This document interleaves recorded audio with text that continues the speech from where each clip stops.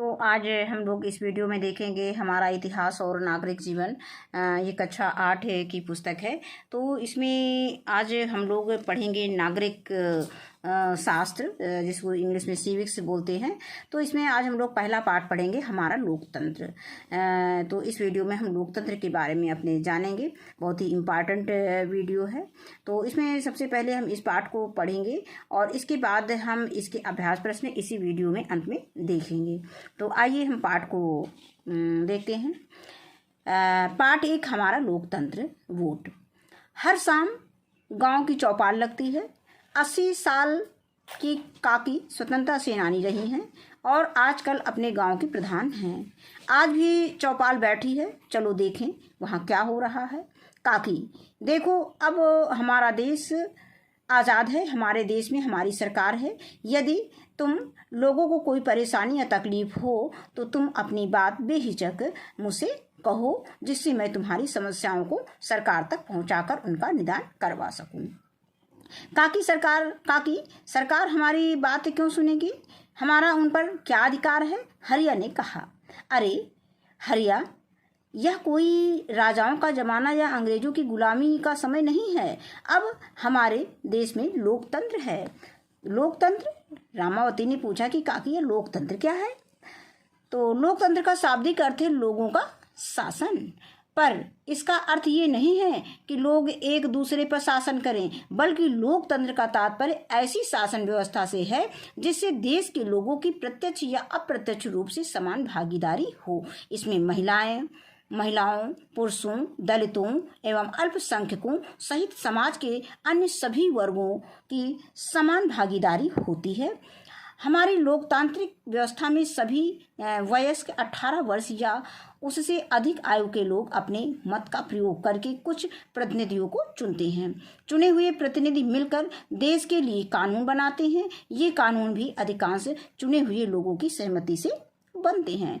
लोग अपनी मर्जी से कानून नहीं बना सकते हैं। इसके लिए बहुमत द्वारा निर्णय करने का अधिकार सबको बराबर मिलता है। लोकतंत्र में व्यक्तिगत निर्णय नहीं अपितु सामूहिक निर्णय महत्व रखता है। तो काकी, हमारे देश में लोकतंत्र कब आया? हरिया ने पुनः पूछा। अब यहाँ पर ये जो है स्थानीय स्वशासन के बारे में बताया गया है। ये चित्र के माध्यम से दिखाया गया है। ये जो है कि संविधान के 73वें संशोधन के अंतर्गत पंचायती राज की व्यवस्था की गई है। इसमें लोकतंत्री व्यवस्था गांव स्तर तक पहुंच गई है। पहले स्थानीय स्वशासन था, इसके बाद राज्य सरकार थी और इसके बाद है केंद्र सरकार। अब उसी के आगे काकी ने जो है वो हरिया ने काकी से पूछा था कि लोकतंत्र कब आया। तो इसके बारे में काकी बता रही हैं कि हमारे देश में लोकतंत्र की नींव एक दिन में नहीं पड़ी। इसकी नींव अंग्रेजों से लड़ते हुए आज़ादी के समय पड़ी थी। कारण ये था कि आज़ादी का मुख्य आधार लोगों की सक्रिय भागीदारी थी। इस पुराने समय में जब राजा राज्य करते थे तो वे अपने कुछ खास लोगों की मदद से कानून बनाते थे। राजा के बाद उसका बेटा उस राज्य पर राजा बनकर ऐसा ही करता था। कानून बनाने या लागू करने में लोगों की कोई भागीदारी नहीं रहती थी, पर लोगों को उस कानून का पालन करना पड़ता था। अतः हमारे नेताओं ने यह तय किया कि देश का शासन देश के लोगों के हाथों में होगा। तभी हमें लोकतंत्र स्थापित करने की प्रेरणा मिली, क्योंकि यही ऐसी व्यवस्था है जिसमें सर्वसाधारण को अधिकतम भागीदारी का अवसर मिलता है। अब चर्चा कीजिए, राजा के शासन और लोकतांत्रिक शासन स्तर में क्या है। तो ये अभी पाठ इसमें पढ़ा था, तो इसके विषय में इसके पहले वाले पाठ यानी पाठ 10 को जब ध्यान से सुनेंगे तो उसमें आपको ये समझ में आ जाएगा। फिर आगे आता है कि आज़ादी के बाद लोकतंत्र की स्थापना करने के लिए देश का संविधान लिखा गया। संविधान का निर्माण करने वालों को भी लोगों ने चुना था। संविधान में केंद्र और राज्य दोनों प्रकार की सरकारों को बनाने और चलाने के लिए कानून दिए गए हैं। संविधान के कानून सबसे ऊंचे कानून हैं। ये कानून देश के सभी लोगों को समान रूप से मानने पड़ते हैं। उन्होंने ये कानून बनाए हैं। यदि कोई भी व्यक्ति कानून तोड़ता है तो उसे कानून के अनुसार सजा मिलती है। पर काकी, हम कैसे कह सकते हैं कि हमारे देश में लोकतंत्र है? शबनम ने पूछा।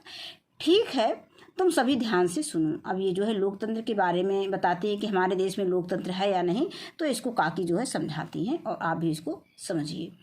लोकतंत्र की कुछ विशेषता, लोकतंत्र की कुछ ही विशेष बातें होती हैं जो लोकतंत्र के आधार हैं। अब कौन कौन सी बातें होती हैं? तो लोकतंत्र का पहला आवश्यक आधार है स्वतंत्र और निष्पक्ष चुनाव। अब यहाँ पे अभी ये चुनाव दिखाया गया है। अब यहाँ पे स्वतंत्र और निष्पक्ष चुनाव के लिए खतरा है, रिश्वतखोरी, डराना, धमकाना, ये सब चीज़ें बातें आएंगी। फिर है भारतीय संविधान के तहत भारत में एक लोकतंत्रात्मक सरकार की स्थापना की गई है। ऐसी सरकार लोगों के प्रतिनिधियों द्वारा संचालित होती है जिनका निर्वाचन चुनाव द्वारा किया जाता है। इस कार्य के संचालन के लिए भारतीय संविधान ने निर्वाचन आयोग की स्थापना व्यवस्था की है। निर्वाचन आयोग यह सुनिश्चित करता है कि देश में होने वाले चुनाव स्वतंत्र एवं निष्पक्ष हों। इसके लिए निर्वाचन आयोग चुनाव में होने वाले व्यय की सीमा तय करता है, जिनका राजनीतिक दलों एवं प्रत्याशियों द्वारा पालन किया जाता है। चुनाव प्रक्रिया की निष्पक्षता सुनिश्चित करने के लिए यह जरूरी है कि पर्याप्त मात्रा में पुलिस एवं चुनाव अधिकारी नियुक्त किए जाएं। किसी भी प्रकार के चुनाव विवादों में चुनाव आयोग तथा उच्चतम न्यायालय की भूमिका सर्वोपरि होती है। अब आगे है चर्चा कीजिए। इसमें चर्चा करना है कि ऐसे कौन से कारण हैं जिनसे चुनाव की स्वतंत्रता एवं निष्पक्षता का खतरा हो सकता है। तो ये क्लास में हम लोगों को चर्चा करनी है आपस में। अब इसके बाद है चुनाव प्रक्रिया। निर्वाचन आयोग चुनाव से पहले निर्वाचन क्षेत्र के लिए एक मतदाता सूची बनवाता है। भारत का प्रत्येक नागरिक जिसकी आयु 18 वर्ष से पूर्ण हो गई है मतदाता सूची में पंजीकृत होने के हकदार है। किसी नागरिक को केवल धर्म, जाति, मूल वंश, लिंग के आधार पर मतदाता सूची में सम्मिलित होने से वंचित नहीं किया जा सकता, यानी उसको रोका नहीं जा सकता। चुनाव की प्रक्रिया का प्रारंभ राष्ट्रपति या राज्यपाल द्वारा जारी अधिसूचना से होता है। निर्वाचन चुनाव कार्यक्रम की घोषणा करता है, यानी निर्वाचन जो है चुनाव आयोग के कार्यक्रम की घोषणा करता है। उम्मीदवारों को नामांकन पत्र दाखिल करने का पर्याप्त समय दिया जाता है। निर्वाचन अधिकारी नामांकन पत्रों की जांच कर उम्मीदवारों की अंतिम सूची जारी करता है तथा उम्मीदवारों का चुनाव चिन्ह आवंटित करता है। उम्मीदवारों को चुनाव प्रचार के लिए समय दिया जाता है। चुनाव प्रचार के दौरान उम्मीदवारों को आदर्श आचार संहिता का पालन करना होता है। अब आगे आता है चुनाव प्रचार मतदान की तिथि से 48 घंटे पहले बंद हो जाता है। कहने का मतलब 48 घंटे जब चुनाव होने का बात आती है, जब मतदान होने की तारीख जो 48 घंटे पहले ही चुनाव बंद कर दिए जाते हैं। मतदाताओं को चाहिए कि मतदान वाले दिन अपना मतदाता पहचान पत्र, जिसको एपिक बोलते हैं, लेकर मतदान पर केंद्र पर जाएं और अपना वोट अवश्य डालें। मतदान हेतु मतपत्र या ईवीएम का प्रयोग किया जाता है, चाहे मतपत्र का प्रयोग किया जाए या ईवीएम का। अब तो ईवीएम का प्रचलन ज़्यादा हो गया है। मतदान के बाद पहले से निर्धारित तिथि एवं स्थान पर मतगणना होती है, मतलब पहले से निर्धारित हो जाती है कि कहाँ पर मतगणना होनी है, वहीं पर मतगणना होती है। सर्वाधिक मत पाए जाने वाला उम्मीदवार विजयी घोषित किया जाता है और जिसको सबसे ज़्यादा वोट मिलते हैं वो जो है विजयी घोषित हो जाता है। अब इलेक्ट्रॉनिक वोटिंग मशीन क्या? अब यहाँ पे दिखाया गया है 26 जनवरी को राष्ट्रीय मतदाता दिवस के रूप में मनाया जाता है। ये प्रश्न प्रतियोगी परीक्षाओं में पूछा जाता है कि मतदाता दिवस कब मनाया जाता है? 26 जनवरी को मनाया जाता है। अब इलेक्ट्रॉनिक वोटिंग मशीन के बारे में पढ़ेंगे। इलेक्ट्रॉनिक वोटिंग मशीन को हम शॉर्ट में ईवीएम कहते हैं। अब ईवीएम का फुल फॉर्म क्या होता है? Electronic voting machine. यह एक डिब्बे नुमा मशीन है जिसमें एक तरफ उम्मीदवारों के नाम एवं चुनाव चिन्ह छपे होते हैं।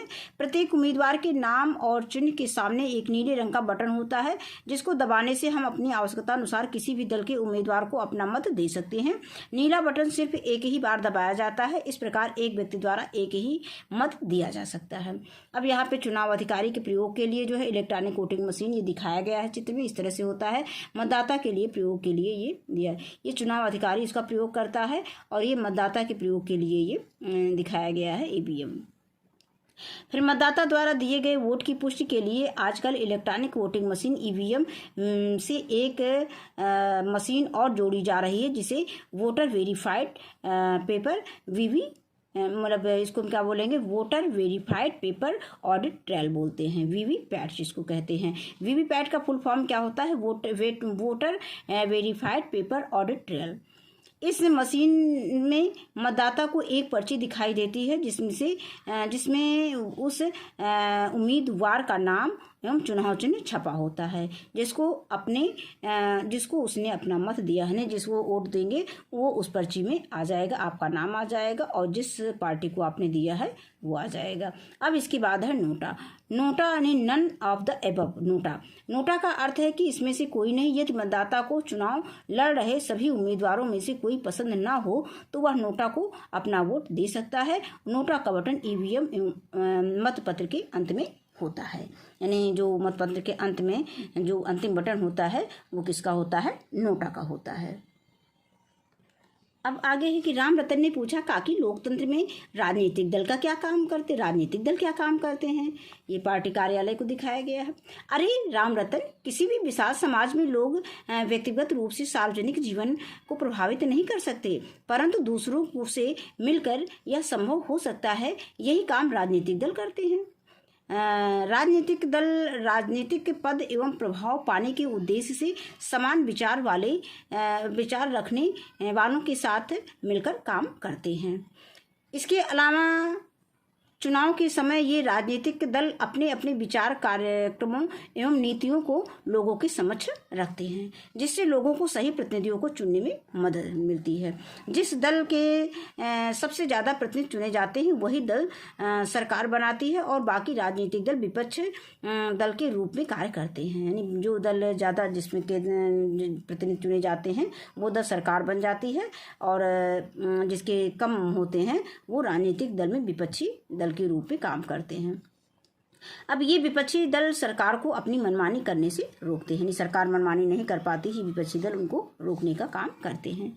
अब यहाँ पे पार्टी कार्यालय दिखाया गया है। श्रीमान, इस व्यक्ति के विरुद्ध चोरी और गैरकानूनी आरोप है, इसीलिए हमें इसे अपनी पार्टी में शामिल करने से पहले इसकी जाँच कर लेनी चाहिए। तो जाँच के लिए यहाँ पर पार्टी कार्यालय ले आए हैं।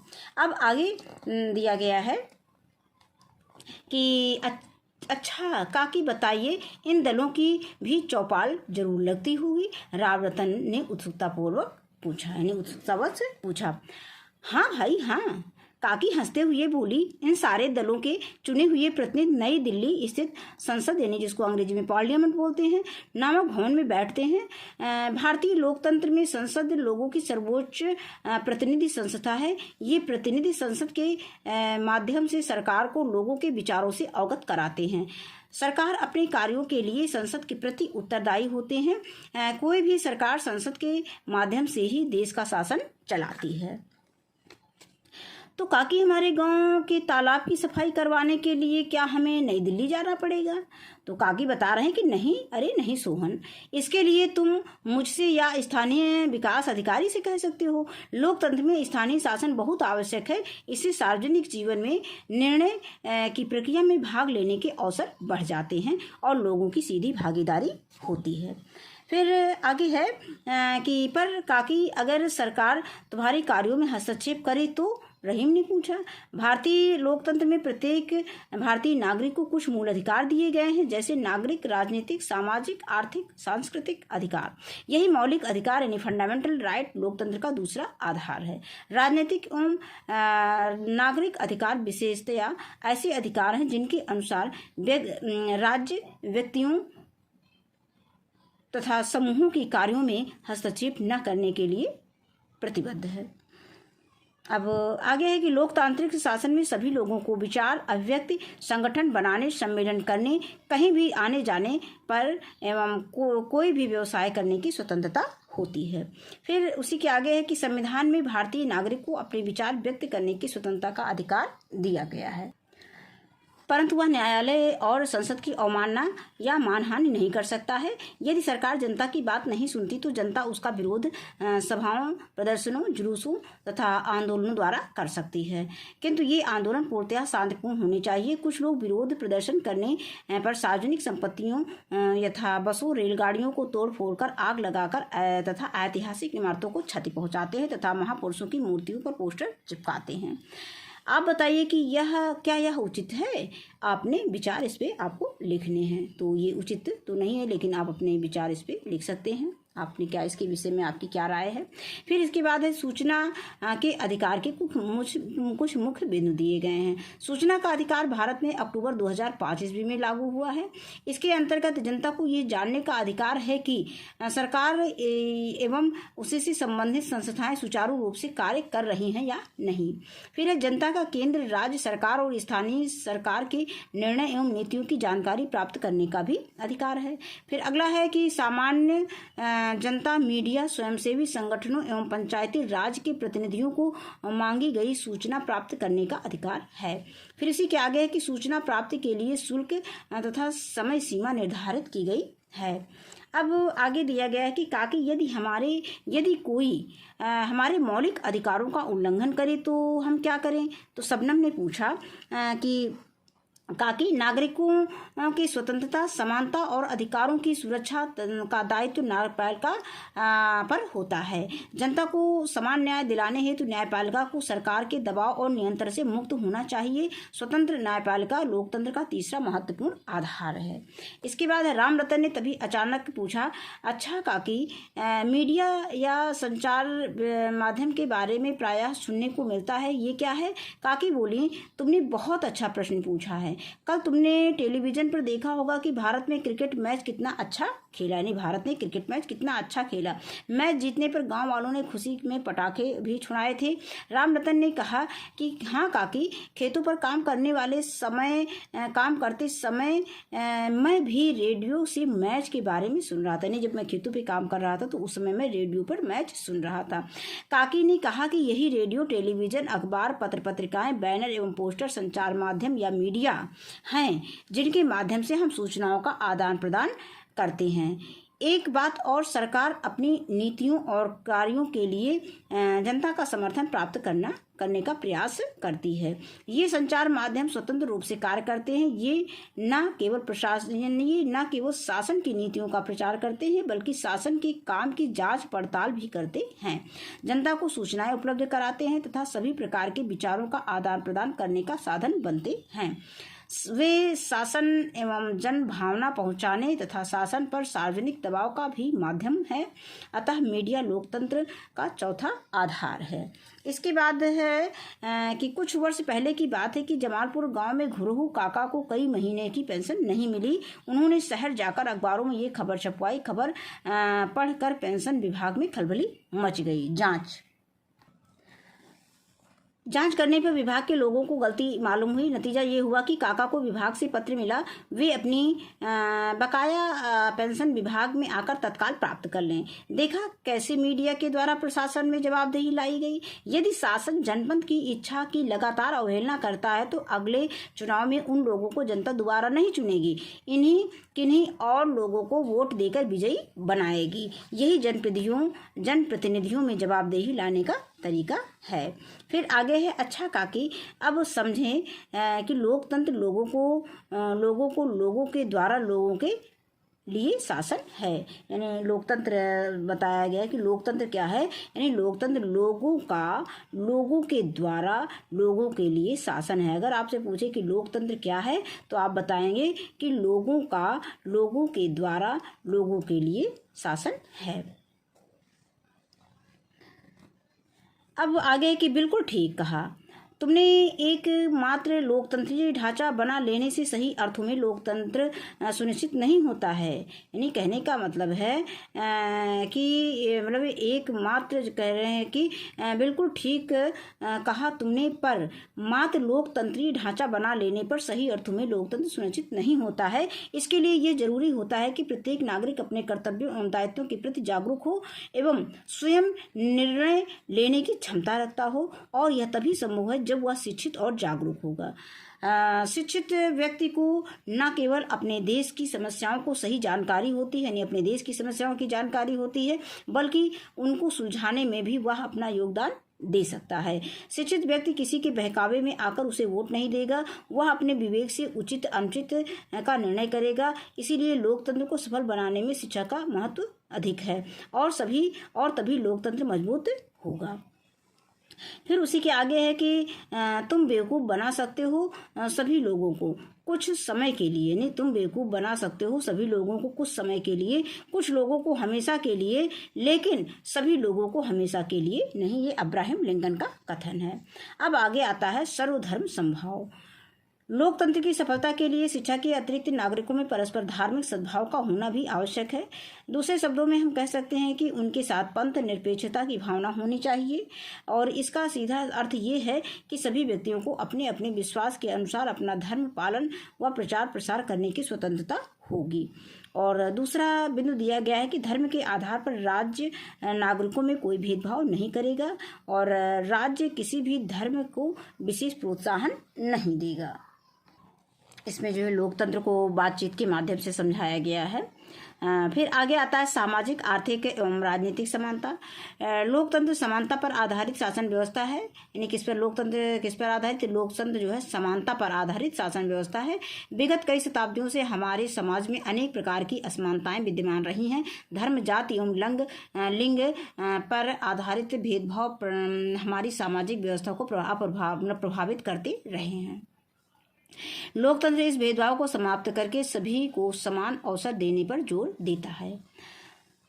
यदि देश में आय का असमान वितरण होगा, यानी कुछ लोग बहुत अमीर और अन्य लोग बहुत गरीब होंगे, तो लोकतांत्रिक व्यवस्था कमजोर होगी। आर्थिक समानता प्रत्येक व्यक्ति की अपनी पसंद के अनुसार व्यवसाय चुनने का अधिकार देता है।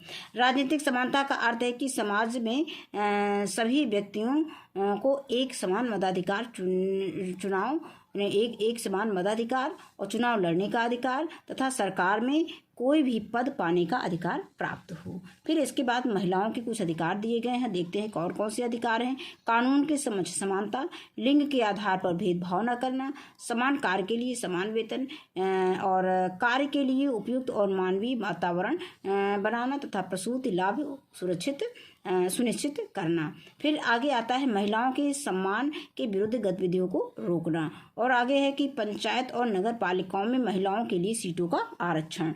फिर है स्वास्थ्य की सुविधाएं बेहतर बनाना और पोषण के स्तर में सुधार करना। अगला है कमजोर वर्ग की महिलाओं के शैक्षणिक व आर्थिक हितों को बढ़ावा देना। इसके बाद आता है लोकतंत्र का भविष्य, यानी कुछ चुनौतियां। हम सबको अपनी स्थिति में सुधार लाने के लिए जरूरी है कि हम सही नेताओं का चुनाव करें। यदि उन्हें सही नेताओं को चुनने के लिए कोई विकल्प नहीं मिलता है या चुने हुए प्रतिनिधि अक्षम हैं तथा उनमें बदलाव लाने की दृढ़ इच्छा शक्ति नहीं है, तब लोकतंत्र एक अनुपयोगी व महंगा ढांचा मात्र सिद्ध होता है। अतः हमें याद रखना चाहिए कि एक जवाबदेह लोकतांत्रिक व्यवस्था लाना हमारा महत्वपूर्ण दायित्व है। इस जिम्मेदारी से हम बच नहीं सकते हैं। फिर समाज को दुष्ट व्यक्ति की दुष्टता नहीं बल्कि अच्छे लोगों की निष्क्रियता पतन की ओर ले जाती है। ये शिव खेरा का कथन है। इसके बाद आदर्श आचार संहिता क्या है? तो चुनाव आयोग द्वारा चुनाव के समय जारी किए गए नियमों की सूची जिसका पालन राजनीतिक दलों एवं उम्मीदवारों को करना होता है। अब इसके बाद हम इसके अभ्यास प्रश्न देखते हैं, तो इसको हमने कॉपी में नोट कर रखा है। आइए देखते हैं। इसमें देखेंगे पहला प्रश्न, निम्नलिखित प्रश्नों के उत्तर दीजिए या अभ्यास प्रश्न में। तो पहला प्रश्न इसमें दिया गया है कि लोकतंत्र को सफल बनाने के लिए स्वतंत्र निर्वाचन क्यों आवश्यक है? तो इसके उत्तर में हम लिखेंगे कि लोकतांत्रिक व्यवस्था में जनता अपने प्रतिनिधियों को चुनकर संसद भेजती है। यह स्वतंत्र निर्वाचन व्यवस्था द्वारा ही संभव है। यदि निर्वाचन पर किसी व्यक्ति, संस्था या पार्टी का दबाव हो तो सही प्रतिनिधि का चुनाव संभव नहीं हो पाएगा। इसके बाद दूसरा प्रश्न इसमें दिया गया है कि संचार माध्यम या मीडिया से क्या अभिप्राय है, इससे जनता को क्या लाभ होता है, उदाहरण देकर समझाइए।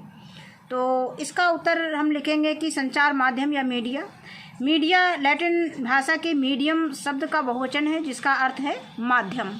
जब कोई सूचना देश विदेश के जनसमूह तक संचार माध्यमों द्वारा पहुंचती है उसे संचार माध्यम या मीडिया कहते हैं। इसके बाद है संचार माध्यम से जनता को क्या लाभ होता है। इसको लिख देंगे, हेडिंग डाल देंगे कि संचार माध्यम से जनता को लाभ।